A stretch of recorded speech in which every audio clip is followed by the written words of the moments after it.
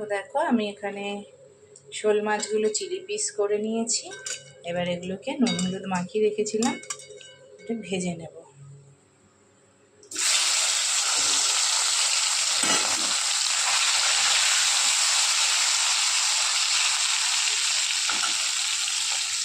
মাথাটা ভেজে নিয়েছি।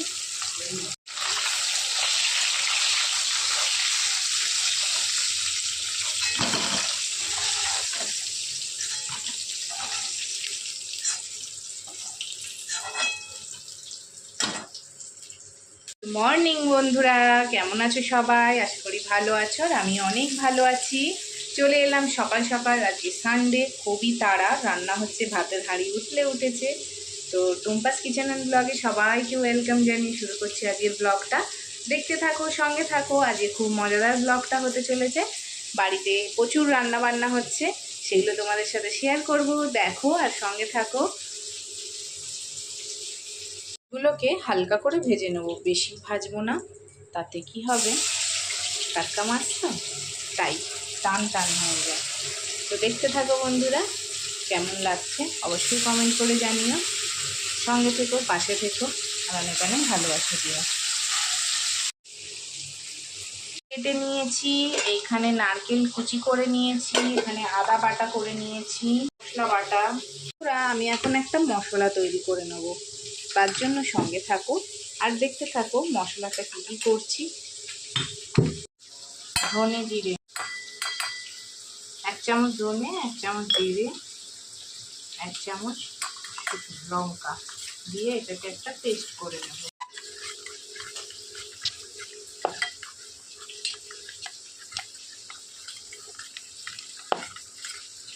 তো দেখো আলুগুলো লাল লাল করে ভেজে নিয়েছি, এবারে তুলে নেব। নিয়েছি লাল করে, এবারে দিয়ে দেবো পাতা, জিরে, মশলা গুঁড়া,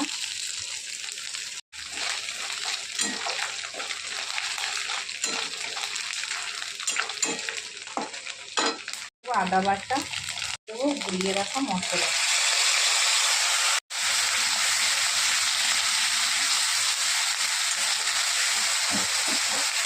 ঘষে রাখা টমেটো।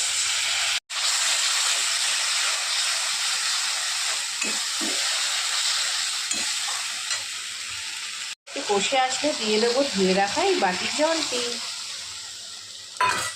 এইবারে আমি এটাকে কষে নেব ভালো করে, এটাকে কষতে দেব। এবারে আমার ভাতটা হয়ে গেছে, নামিয়ে নিই। সুন্দর ঝরঝরে ভাত। আর একবার মশলাটা নাড়িয়ে দিলাম, দিয়ে দেবো পরিমাণ মতন লবণ। লবণটা দিয়ে আরেকবার নেড়ে দেবো। যেহেতু শোল মাছের কালিয়া, দিয়ে দেবো একটুখানি চিনি। মশলাটা ভালো করে কষে গিয়েছে, দিয়ে দেবো ভেজে রাখা আলুগুলি। আলুগুলি দিয়ে আরেকবার নাড়িয়ে দেবো ভালো করে। তোমরা কিন্তু কিছু মনে করো না বন্ধুরা, কড়াটা এটা আমার রেগুলার ইউজের। আমি নতুন কড়া যেদিন কিনবো তোমাদের সাথে শেয়ার করব বন্ধুরা। তো আলুটা কষতে দিয়েছি, একটু কষা হয়ে যাক, তারপরে মাছগুলো দিয়ে দেবো। তেল ছেড়ে দিয়েছে, মশলাটা আমার ভালো করে কষানো হয়ে গিয়েছে। এর মধ্যে আমি দিয়ে দেবো ভেজে রাখা মাছগুলি, দিয়ে একটু কষে নেব।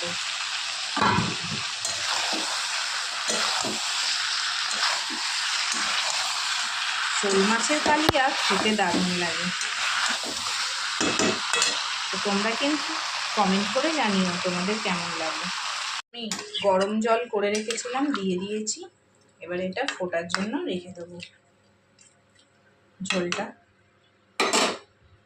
ঢেকে দেব। মাছগুলোকে আমি নুন হলুদ মাখিয়ে নিয়েছি।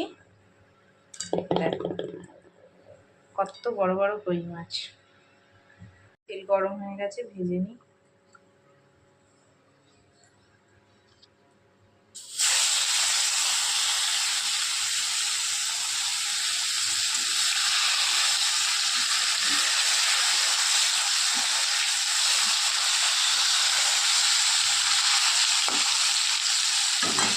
হয়ে গেছে, ওই তেলের মধ্যে দিয়ে দেবো গরম মশলা, শুকনো লঙ্কা,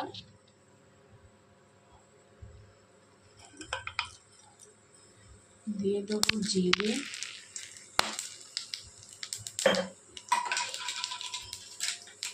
দিয়ে দেবো তেজপাতা,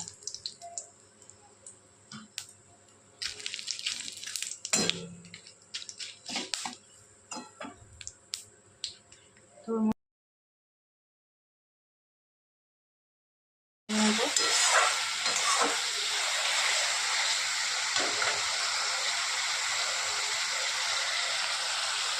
এবার দিয়ে দেবো এর মধ্যে আদা বাটা,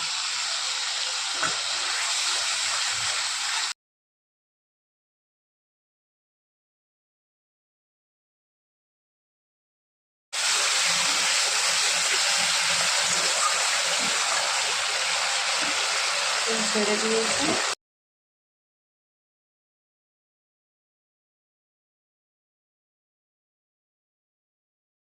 দেখো মশলাটা কষা হয়ে গিয়েছে।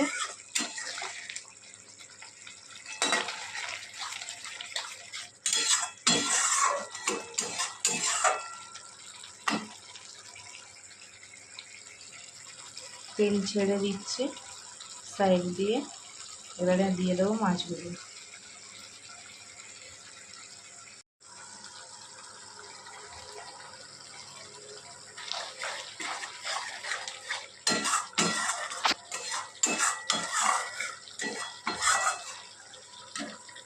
ভেজে রাখা মাছগুলো, কত বড় বড় কই মাছগুলো।